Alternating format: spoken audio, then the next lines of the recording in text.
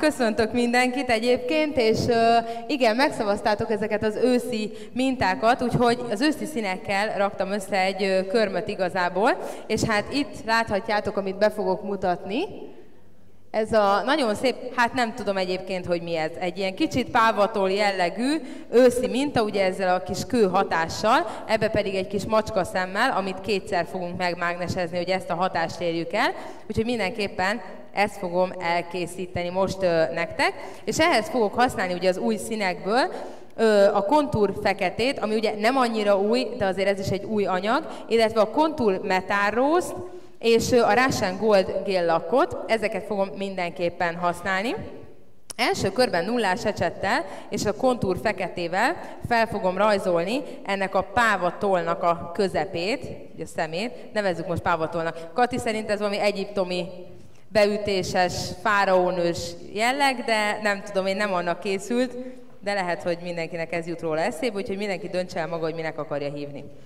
Az a lényeg, hogy először megrajzoljuk ezt a kis szemet, és mivel egy hosszabb körömről van szó, és azt itt megjegyezném, hogy a körmöt nem én építettem, hanem Luca építette, de már egy hete, úgyhogy látjátok, hogy nagyon-nagyon szép baby boomer alapra készítem, csak még mielőtt itt magamnak vallanám, tudjatok róla, hogy ez nem az én érdemem.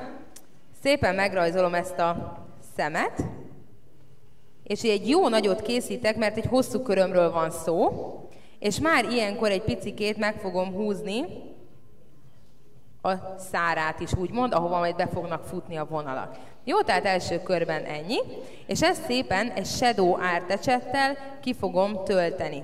A kontúrokat mindig nullás ecsettel húzom, ugye nyilván azok nagyon szépen lehet velük dolgozni, nagyon szép vékony vonalat lehet vele húzni. Ha itt is bármilyen kérdésetek van, akkor már itt a nézőtéren is tudtok kérdezni, ha nem mertek, szóljatok a Somorjai Fanninak, majd ő megkérdezi helyettetek. Ha pedig igen, akkor bátran kiabáljatok be. Bettina vérszívó előadását halljátok. Hát nem, Fannival megbeszéltük, hogy ma mondok valami olyat, amiben ő benne van, mert reggel találkoztunk, és már azzal kezdte, hogy engem még nem látott, de a hangom alapján már tudtam, erre kell jönni. Úgyhogy mondtam, hogy cserébe azért majd megszólítom őt itt a Nails Premiéren. Na, ugye? Oké, már jelentkezett is, hogy itt van. Luca, milyen anyaggal készült a baby boomer? Hát ott, Luca, elviszed az előadásomat. Köszi. Betesszük a lampába addig. Kati körmén a Baby Boomer az új Future Géllel készült, a Latte árnyalattal és a Cover Builder árnyalattal. Úgyhogy ebből... Tessék? Igen, a másik, amikor is Bettina kérésére egy teljes mértékben indokolatlan körmöt kellett elkészítenem, ugyanis kitalálta, hogy egy teljesen átlátszó franciát szeretne.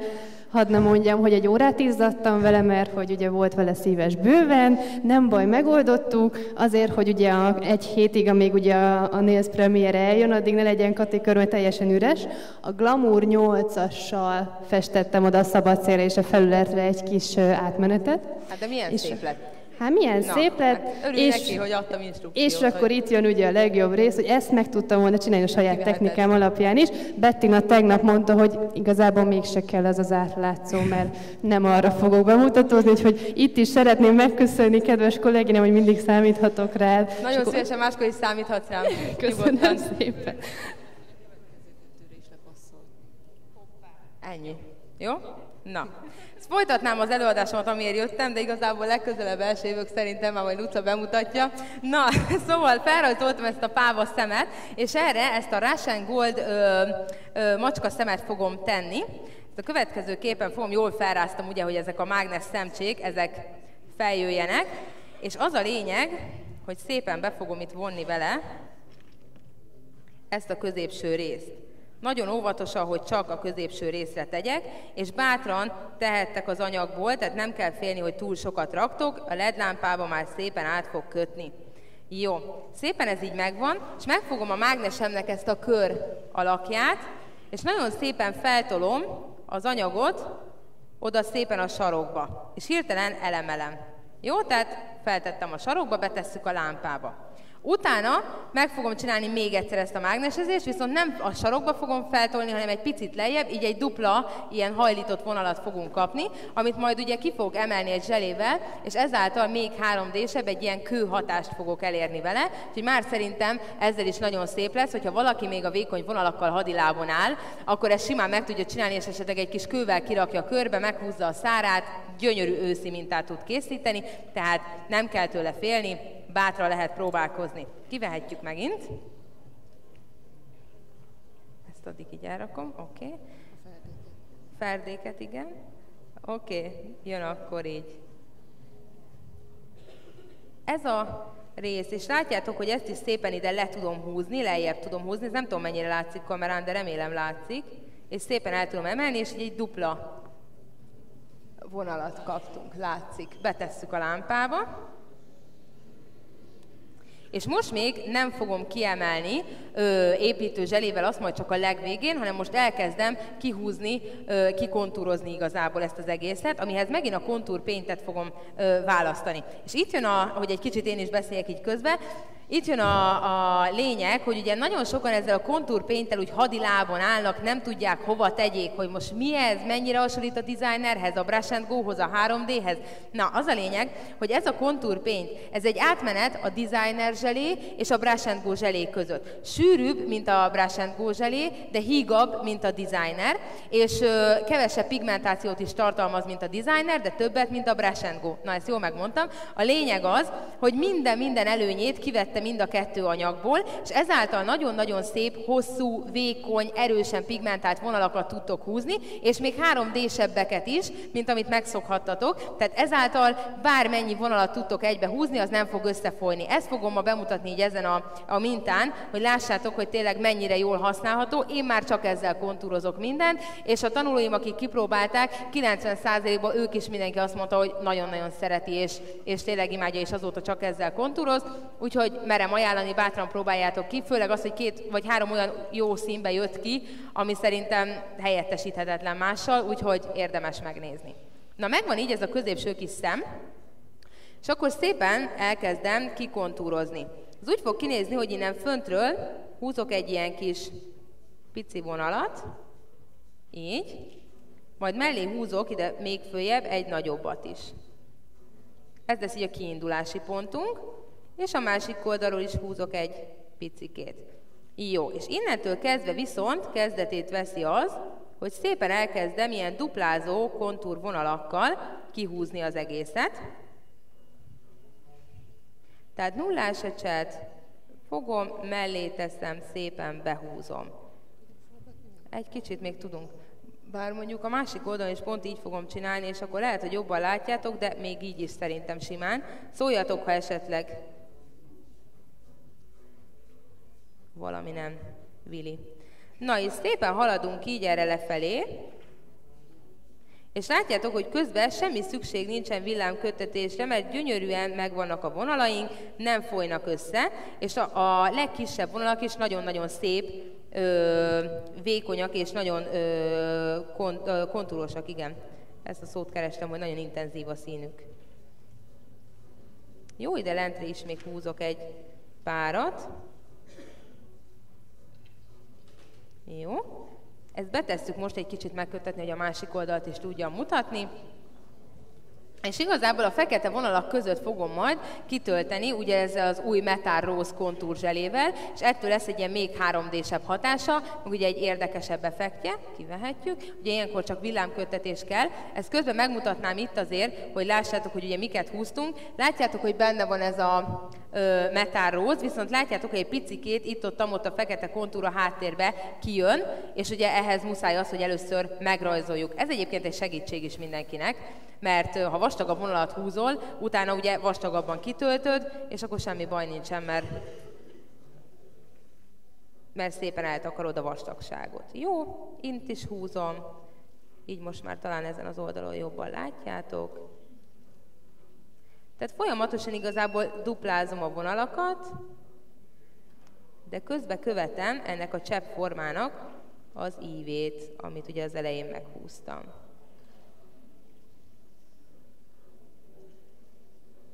Így.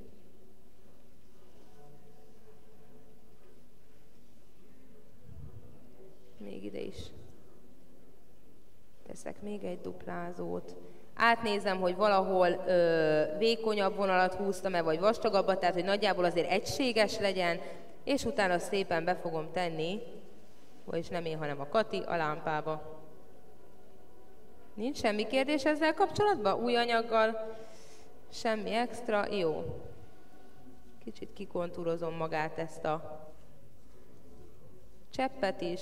Látjátok, hogy még mindig sehol semmi összefolyás nincsen, tehát tényleg bátran egybe meghúzhattok mindent, mert nem lesz baja, tehát nagyon szépen tudtok együtt dolgozni vele. Betesszük a lámpába, kapcsolok, és ez megint egy nagyon-nagyon jó szalomminta, mert iszonyú látványos, és látjátok igazából, hogy nem sok minden kell hozzá. Tehát tényleg pár vonal és egy kis kiemelés, és tényleg kész is van, de annyira látványos, hogy messziről már pont azt néztük tegnap, mert így a Kati mutogatott aztán a kezével, csináltam is egy fotót, kitöröltem, úgyhogy nem tudom megmutatni, na mindegy, és pont azt néztük, hogy már messziről így ez olyan tipikusan, hogy Hadni, milyen a körmöd. És szerintem ez a jó, mert mindig ez a legjobb reklám, hogy nyilván a vendég milyen körmöt hord, úgyhogy érdemes olyan körmöket készíteni, ami úgy magára hívja a figyelmet. Oké, kivesszük, és szépen elkezdem akkor most kitölteni ezzel a metálrózzal. Hát remélem, hogy jól visszaadja a színet, de szerintem gyönyörű. Na és látjátok az állagát, picit bele is túrok, hogy ilyen nagyon szépen nyúlós az egész igazából, tehát nem olyan darabos, mint a designer a pigmentek miatt, hanem ebbe kicsit kevesebb pigment van, de mégis sűrűbb, és ezáltal nagyon szépen tudtok vele dolgozni, ami nagyon nagy előny. Na és ebből föl fogok venni így egy kicsit több anyagot, hogy az ecsetnek az elején így jócskán legyen anyag. Ezt így szépen beteszem ide a két fekete vonal közé, és szépen elhúzom. Így. Ugye nullás ecsetet használsz, és aki használ nullás ecsetet, az látja, hogy miről beszélünk, hogy mennyivel vastagabbnak tűnik minden a kivetítőn, hogy ugye ez a hajszánvékony ecset is sokkal-sokkal vastagabbnak tűnik. Igen, ezért lesz érdemes, majd ne féljetek a Katitól, nyugodtan megnézhetitek a körmét, bár amúgy se vagy ijesztő, úgyhogy... Aha. Nem, tényleg. Úgyhogy nyugodtan a Katit is állítsátok meg, ott kint addig haza ne engedjétek, míg meg nem néztétek a körmét, hogy milyen lett, mert nagyon sokat tud csalni tényleg egy ilyen nagy kivetítő, és tényleg ezek vékony vonalak. Tehát bármennyire úgy tűnik, hogy most gyakorlom a vonalhúzást, szerencsére azért... De azért még izgulsz. Igen, hát azért egy kicsikét, persze. Hát... Luca előadás előtt itt pörgött, hogy jaj, de én úgy izgulok. Hát mondom, igen. Mitől, Bettina, mitől? Ez mindig addig tart, míg meg nem szólalok. Utána ez lazul. De addig nehéz. De ezt egyébként a Kati teszi belém, mert a sok élő videózásával ugye mindig jön, már tegnap is mondta, hogy csináltuk a körmét a mai napra, vagy ez tegnap előtt, volt tegnap előtt. És akkor mondta, hogy figyelj, tudunk majd megint tolni egyet, mondom, Kati. És akkor ráadásul úgy volt, hogy most költözködtünk, és így semmi nem volt rajta se, nyugi, a fejünk nem lesz benne. Akkor mondom, jó van, akkor egy picit lehet, úgyhogy na, megpróbáltuk. Végül is sikerült, egész jó lett. Nem kellett benne semmit sem, csak bemutatni a körmöt, de az ment. Na és szépen ezzel elkezdem kirakni. Látjátok, hogy nagyon jól visszaköszön a fekete, de mégsem lesz a feketétől ilyen nagyon sötét árnyalatú, vagy olyan, amit esetleg a vendégek nem szeretnek, hanem a végeredmény végül is egy ilyen szép, szolid minta lesz. De nagyon látványos lett volna még a pink ketája is. Hogyne. A pinkkel, illetve az őszi nagy trendszín egyébként, ugye ez a smaragdzöldes, sötétzöldes szín, és ugye az emerald ketájunk is nagyon szépen illik ehhez, úgyhogy én mindenképpen javaslom, hogy akár próbáljátok ki azzal is, betesszük a lámpába. És a kiemeléshez alapjáraton építő zseléket szoktam használni, de most hát otthon maradt, most nem szépítem a dolgot. Úgyhogy most a Flexi Hard Base Gel-lel fogom ezt megerősíteni. Meglátjuk, milyen lesz, azért kockázatos ezt így bevállalni ennyi ember, de jó lesz. Van?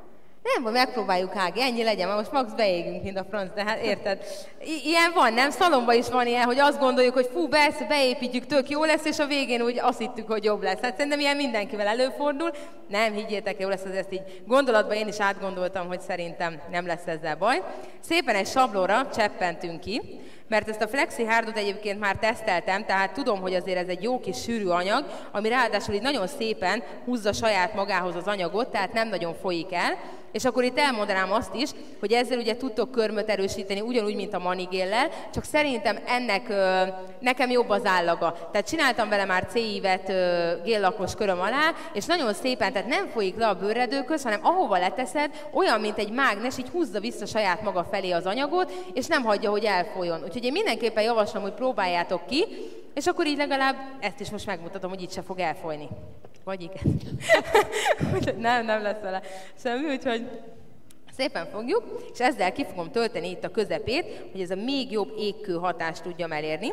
Fölveszek egy jókora anyagmennyiséget, ugye látjátok, majdnem akkora anyagmennyiséget vettem fel, mint amekkora ez a kis gombóc itt középen, vagy mi ez, szeme a pávatolnak. És ezt itt szépen egy Shadow Art ecsettel elkezdem így eligazgatni, szépen a szélekig, és Kati majd extra gyors mozdulattal a lámpába fogja tenni, miután végeztem. De előtte megnézem. Persze, mind a jó vendég, tudod, beteheted.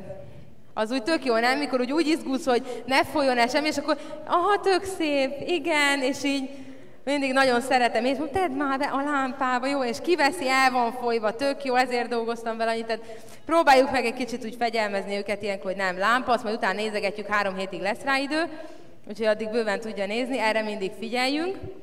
De ugye, mivel ez egy ragacsos anyag, ez a Flexi Hard Gel, mindenképpen először le fogom kicsit cleanerezni, és utána még egy extra toppal be fogom borítani, mert azért, ha ezeket a fixálós anyagokat, kivétel a fixálós toppokat lecleanerezzük, mindegyik egy kicsit veszít a fényéből. Ezt biztos ti is észrevettétek, mikor lecleanerezitek mondjuk az építőzselét, hogy nyilván nem olyan fényes, mint mondjuk amikor rajta van egy fényzselé. Úgyhogy most szépen ezt is fogom és le fogom cleanerezni, és utána egy extra toppal fogom borítani, kővel és szórógyöngyel díszítem, és kész is van a mintánk. Tényleg nincs semmi kérdés?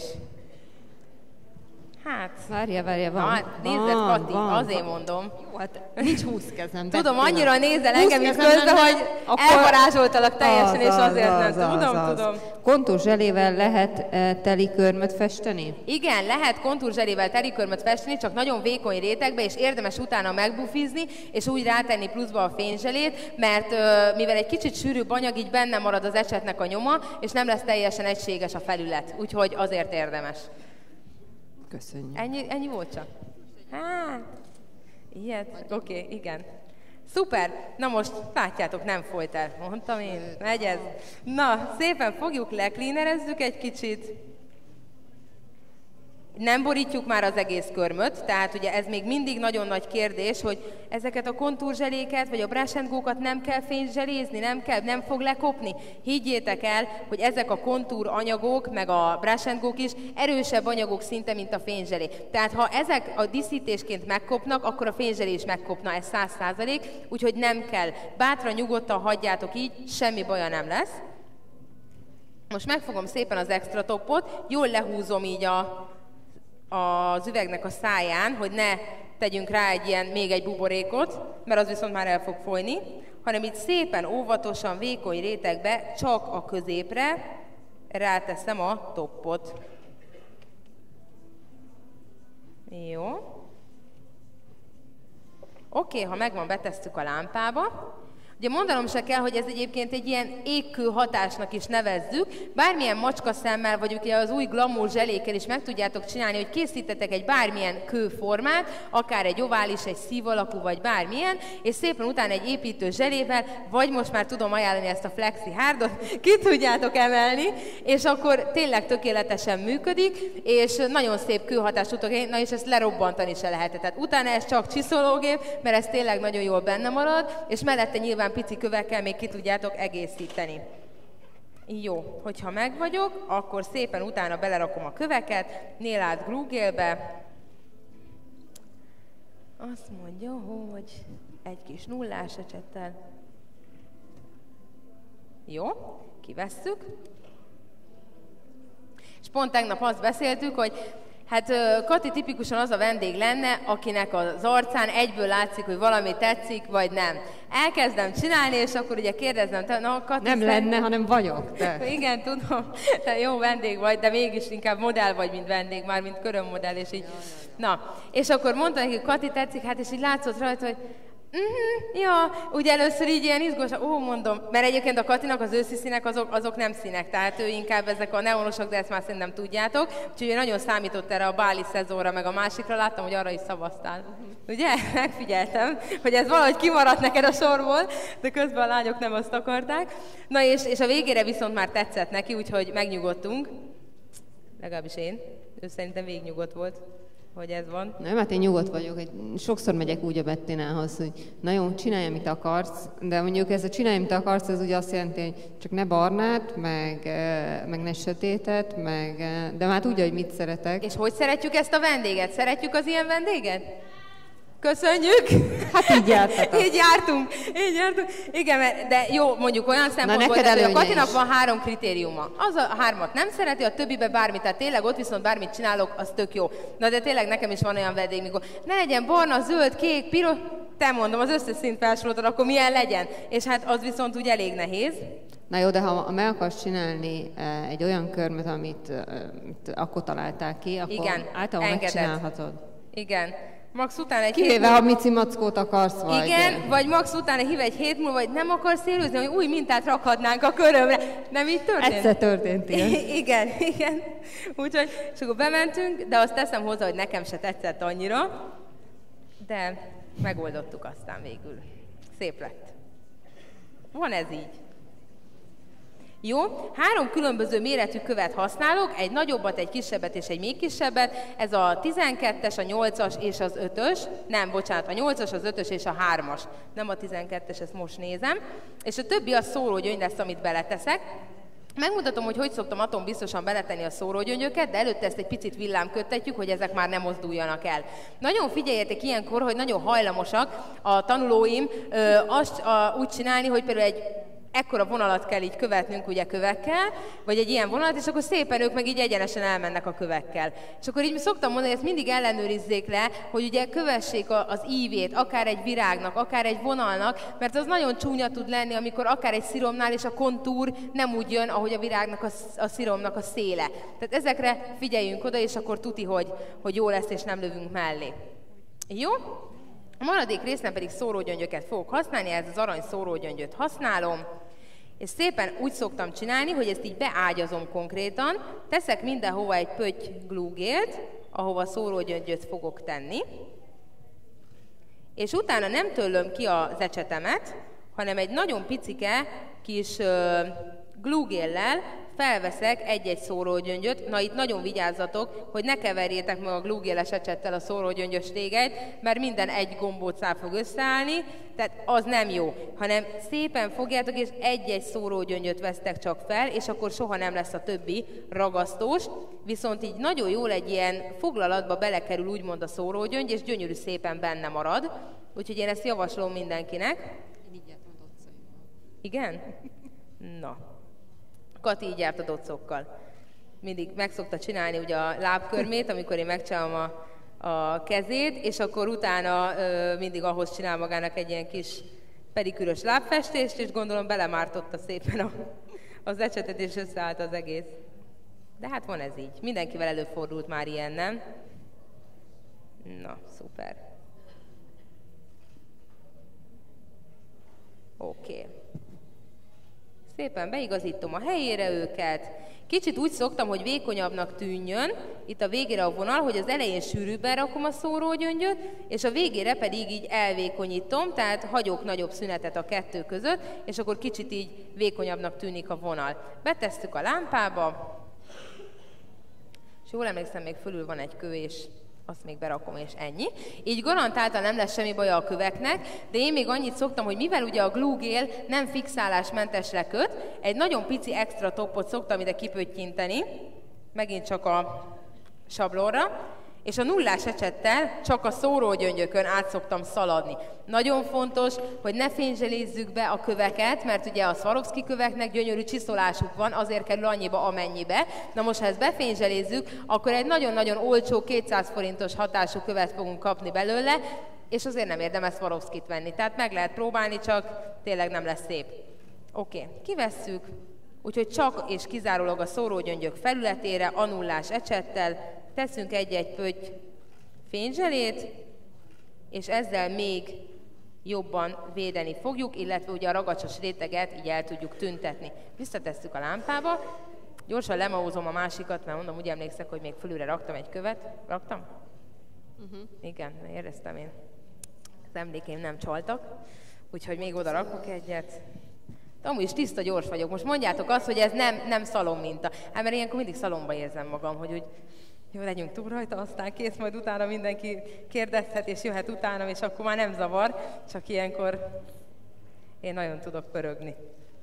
Na, jó, igen, oda raktam egy követ 3 szórógyöngy kíséretébe, és ide is fogok tenni. Középre egy kis picit. Én nagyon szeretem a köveket, szerintem a kövek azok olyanok, amik mindent sokkal szebbé tesznek. Tehát csinálsz egy akármilyen szépet, ha még feldobott kövekkel, akkor szerintem biztos, hogy rontani nem rontasz rajta. Tehát azt tuti, hogy szépen behelyezem oda a kis követ, mellé pedig egy-egy szórógyöngyöt teszek. Egyébként itt megjegyezném ugye, hogy lesz még ma egy előadásom, 3:45-kor kezdődik, és ott viszont ilyen express szalon mintákat fogok készíteni az ősz és a tél színeivel. Hát ha így pörgök, akkor tényleg nagyon express lesz, lehet, hogy egy 4-5 mintát mutatok is ugye egy előadás alatt. Úgyhogy érdemes maradni és megnézni, mert azok nagyon szalóra hangoltan lesznek készítve. Ugye ez egy kicsit azért bonyolultabb, meg látványosabb, mint azok, de ígérem, hogy azokba se fogtok csalódni, illetve majdnem tényleg szinte csak az újdonságokkal próbálok díszíteni, hogy lássátok, hogy ez hogy is néz ki élőben, mert nyilván ki van festve, meg nyilván látjátok, de azért az soha nem olyan, mint egy-egy körmön. Úgyhogy látni fogjátok, meg hát ez is majd fotón is fent lesz, meg nyugodtan kereshetitek a Katit. És akkor én ezzel így végeztem is, kivesszük, leolajozom én is, és bevillantjuk egyet így a kamerába, hogy nézzétek meg. De az utolsó eladásnál készülj, hogy most túlpörögtél 15 percet. És lehet, hogy 60 percem lesz? Úgyhogy ott Ági, húzd lassulj meg. be, légy szíves, itt mögöttem egy kicsit. Akkor jó. Áginak ne hozzon senki kávét most. És akkor szuper lesz. Na, szóval így meg is vagyunk vele. Szerintem ez egy akár ünnepinek is jó, tehát picit még a báli is benne van, mert nem mindenki esküvői ruhában megy bálba, nem? Hát van, aki egyiptomi ruhába jár. Igen, valaki egyiptomi ruhába jár, szerintem nagyon-nagyon elegáns lett, és mégis benne vannak az ősznek a színei, és rövid körömre is meg tudjátok csinálni, ugye annyi, hogy ennek a kis pávatól-szerűségnek kisebb közepet készítsetek, és ugyanilyen szépen létre tudjátok hozni. Nagyon szépen köszönöm a figyelmeteket, és akkor találkozunk még 3:45-kor. Köszönjük, Bettina! Köszönöm.